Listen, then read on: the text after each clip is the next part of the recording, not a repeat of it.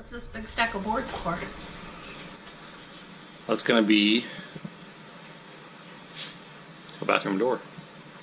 Oh, you're gonna make the bathroom door. Very cool. What kind of bathroom door are you making? I got a bunch of cedar. Is it just a standard swing door? Yeah, I'm going to make a standard swing door. Nice. But I was looking through the doors at Lowe's and I didn't like any of them. And so I thought, you know, I'll just grab a bunch of cedar and make my own. Very cool. Well, that will be a very beautiful door and a neat project. I'd gone through, I think it was Lowe's or Home Depot, I can't remember which one, and looked at a bunch of their doors. I like some of their glass ones and such, but the wood ones were really expensive. I can just make my own. And I don't know. I didn't see anything in the store that I liked well enough to go with. So this is kind of what I decided to go with. Just a plain 2x6 cedar door. I'll probably do something on the outer edges, like a raised panel kind of thing. I got a bit for that for doing cabinet doors. I'll probably do something similar to that on the edges. So that's kind of my my rough guide for what I'm going to do.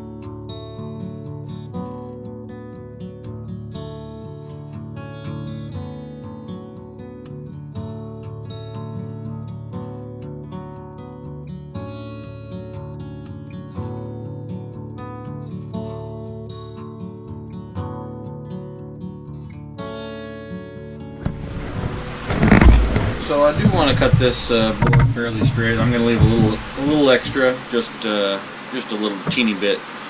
But what I'm going to do is I'm going to hold this in place, line up my saw, and then I'll kind of hold this down while I cut, and that'll help guide that saw in a nice straight line.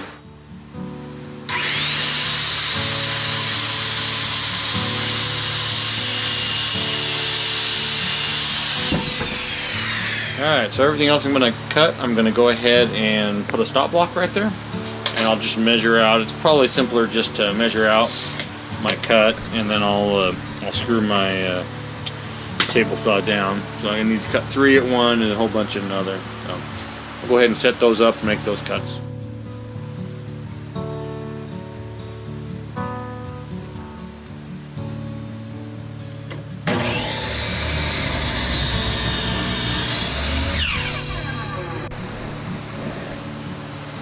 Okay, so I've taken my overall dimensions of 80 inches, minused out my 3 rails there, and then divided that in half. So that gives me my top and bottom.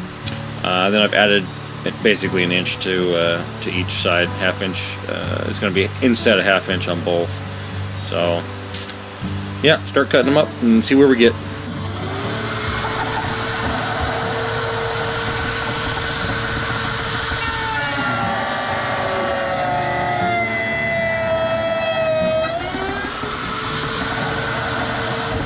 Alright, so I got my tongue and grooves cut in there.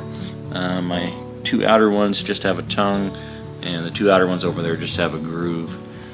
So I'm going to go ahead and glue and assemble these are going to be the door panels. And then we're going to go ahead, after we get them glued up, cut down to size. Then we're going to go ahead and run them through the router on the edges to make a kind of a raised panel look.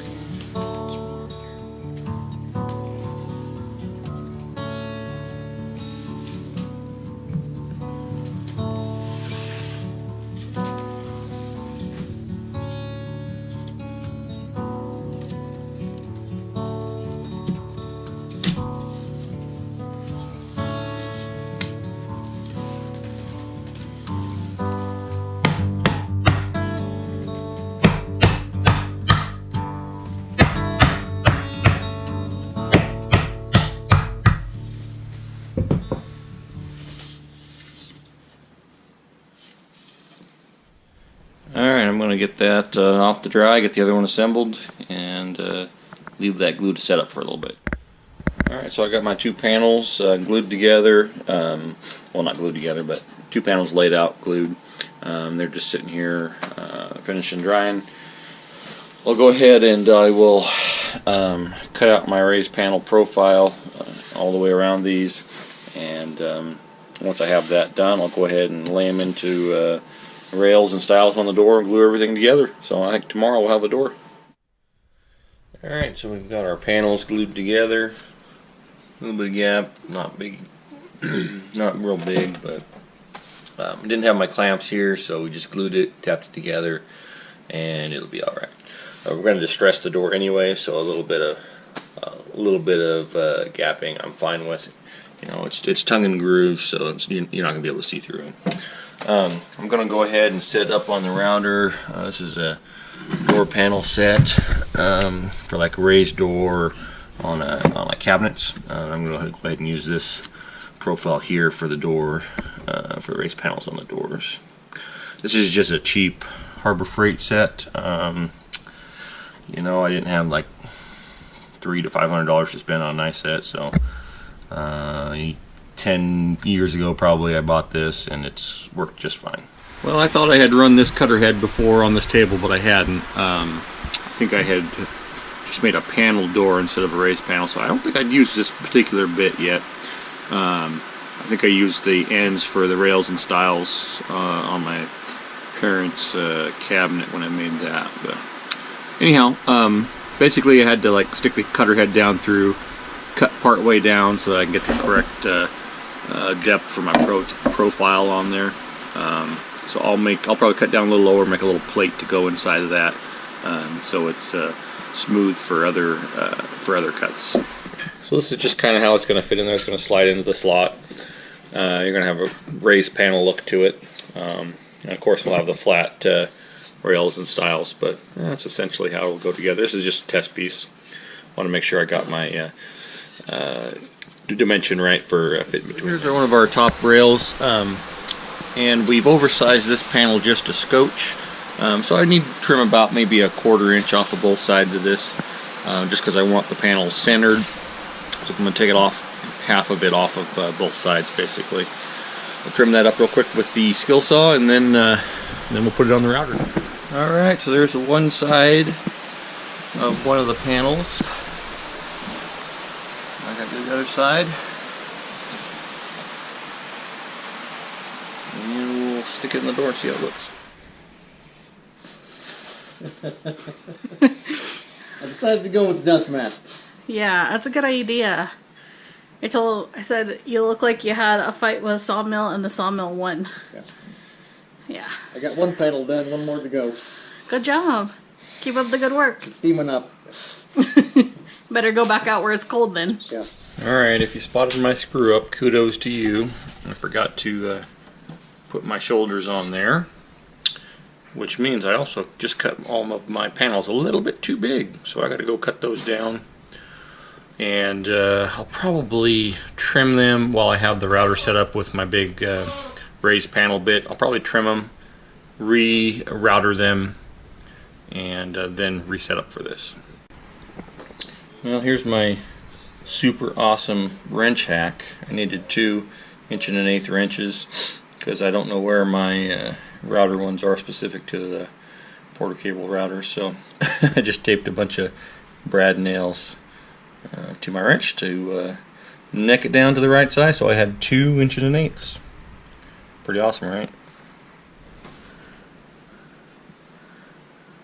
Well, we just got it kind of dry assembled.